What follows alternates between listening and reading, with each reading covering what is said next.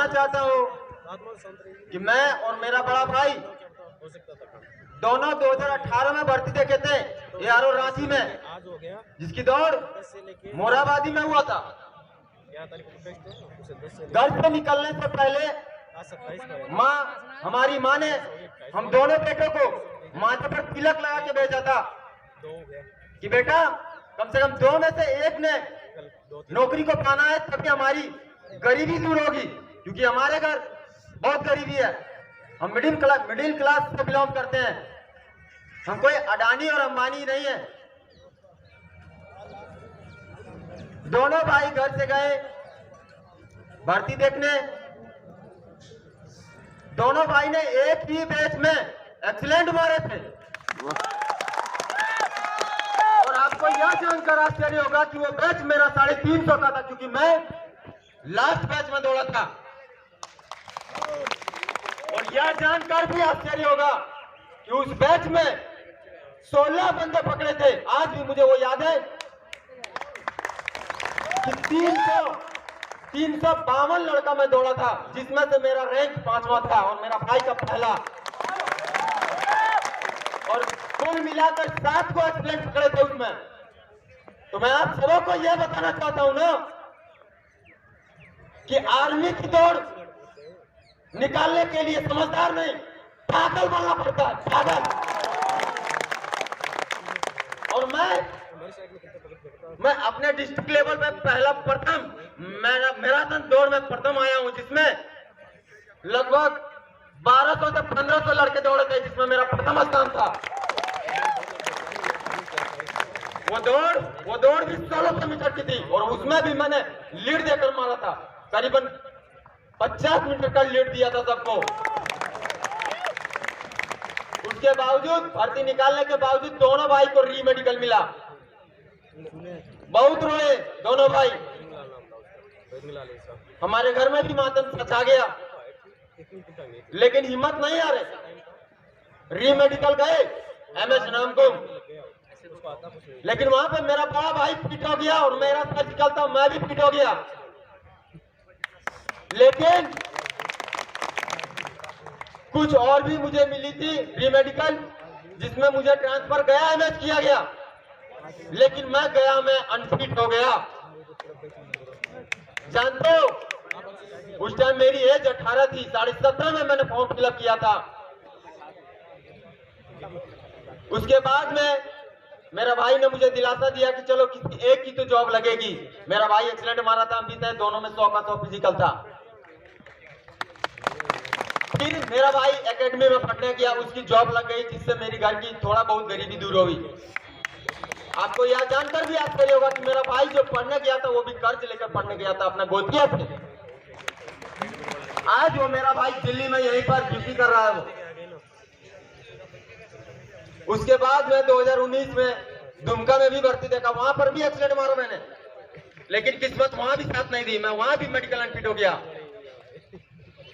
उसके बाद आप सभी जानते हैं कि 2020 में तो कोई भर्ती आई नहीं, 2021 में भर्ती आई।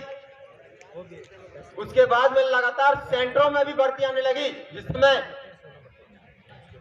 रिलेशन भर्ती भी देखा, अपनी सेंटर BRC दानापुर में भी देखा, नासिक में भी देखा, हर जगह देखा। उसके बाद में एग्जाम की तैयारी करने लगे, मेडिकल फिट हुए। लेकिन आप सभी जानते हैं कि तानाशाही सरकार से हम लोग आज तक जीत नहीं पाए हैं। हमारे जैसे यहाँ पर तमाम युवा बैठे हैं, जिसका पहला बार आप मेडिकल फिट हुए थे ना, तो जिसको अपने ऊपर भरोसा होगा ना, वो अपने गांव में मिठाइयां बांटे होंगे, अपने रिश्तेदार में भी जाते होंगे, तो इज्जत बढ़ गई थी। सबको पुकारता था, नाम तो कोई पुकारता ही नहीं था, सीधा बोलता था फौजी इधर आजा।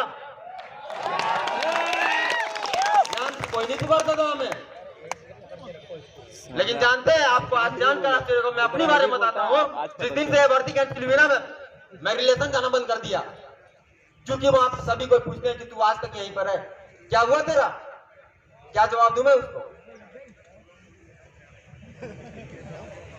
मैं इतना मेहनत किया था, मेरी 3 से 4 एग्जाम कैंसिल हुई है इसमें। मैं 4-4, 5-5 भर्ती का वेट कर रहा था कि यहाँ पर एग्जाम नहीं तो वहां पर हो जाएगा, वहां पर नहीं तो यहाँ पर हो जाएगा। लेकिन ये तानाशाही सरकार ने एक झटके में, जिस दिन ये प्रेस कॉन्फ्रेंस हो रही थी ना, मैं लाइव देख रहा था, और जिस टाइम मोदी मीडिया ने किसी ने हिम्मत नहीं की थी उसमें पूछने की कि आप PSQ लाए हैं तो इसके पीछे वाली भर्ती के बारे में आपने क्या विचार किया है, तो कोई रिपोर्टर, मुझे उसका नाम याद नहीं है, लेकिन उसने हिम्मत किया और बहुत ही डरे डरे पूछा उसने कि सर पुरानी भर्ती का क्या किया, तो दड़ौले से कह दिए कि उनके लिए हमने 2 साल एज का प्रावधान दिया है और सारी की सारी कैंसिल कर दी गई है। उस टाइम से मेरा आंख में जो आंसू गिरने लगा था ना, कि साला मेहनत पानी में फिर गया 6 साल का, यानी कि 2018 में मैं जो भर्ती देखा था ना, उसके 2 साल पहले से दौड़ कर रहा था। क्योंकि आप सभी जानते हैं, क्योंकि आप सब सेना के जवान हैं, आप सब जानते हैं कि आर्मी का दौड़ कोई दौड़ नहीं होता है, वो घोड़े की दौड़ होती है। उसमें टाइमिंग की वैल्यू नहीं होती, उसमें टाइमिंग की वैल्यू नहीं होती है, क्योंकि उसमें वैल्यू होती है कि 300 के बंदे में से जो 15-20 जो आगे है ना, जो 275 को लीड देके रखा है, वही तोड़ निकाल सकता है। उसमें अगर मैं अपनी बात बताता हूं, मैं 4:40 का बंदा हूं, मैं 4 मिनट 40 सेकंड में मारता था 1600 मीटर, लेकिन मेरी बैग में आज भी देखोगे ना तो कितनी मेडल्स पड़ी हुई है मेरे घर में और सर्टिफिकेट। मैं स्टेट लेवल भी दौड़ा हूं 10 किलोमीटर का, उसमें मेरा पोजीशन 5वां आया था।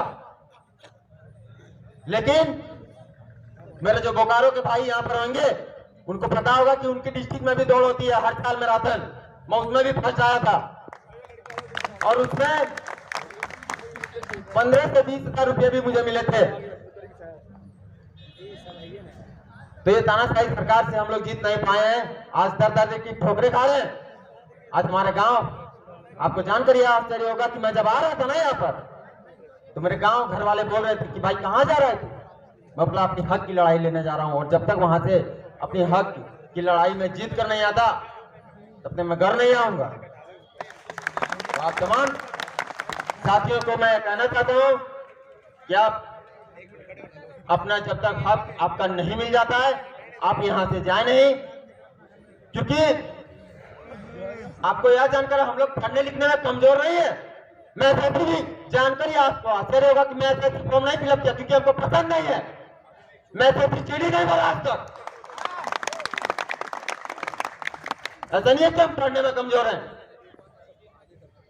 लेकिन आज मेरी एज निकल गई और मैं सोचता था 3-4 बार जब मेडिकल अनफिट हुआ था ना, मैं सोचता था आज नहीं तो कल, आज नहीं तो कल, चाहे वो रिलेशन भर्ती हो या फिर रैली हो, आर्मी का जॉब तो लेकर ही रहेंगे, क्योंकि आर्मी का जॉब पाने के लिए मैं बहुत पागल हूं, बहुत।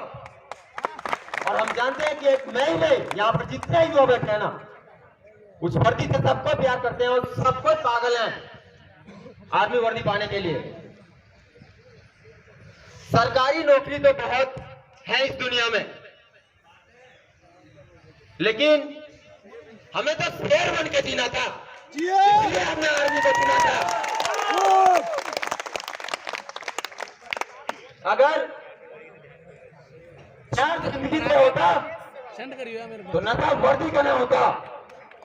मैं इस मोदी सरकार को कहना चाहता हूं कि हम युवा आज भी वही है, हम युवा अगर ग्राउंड को में घास नहीं उगने देते ना, तो आप ये ध्यान रखिए कि हम ही वो युवा हैं जो आपके बैनर ले लेके घरों घरों में प्रचार किया करते हैं कि आप बीजेपी को वोट दो, बीजेपी को वोट दो।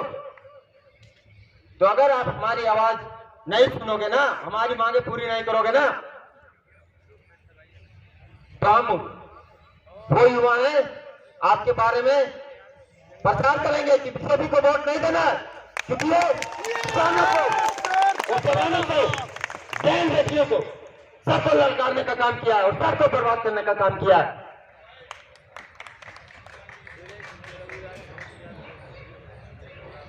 ओके, मैं आप सभी को यह भी कहना चाहता हूं कि कबीरा तेरे जगत में ऐसी देखी रीत रणधीर साधु राज करे उचित मांगे भी। ज्यादा न कहते हुए मैं आपको मिलता रहूंगा इस मंच पर। एकदम विश्वास नहीं है माता की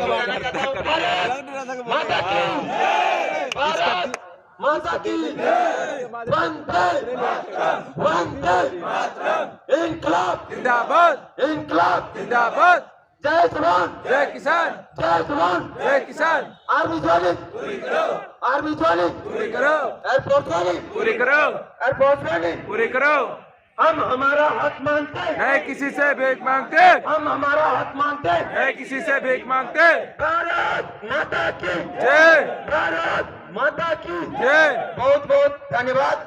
जय हिंद।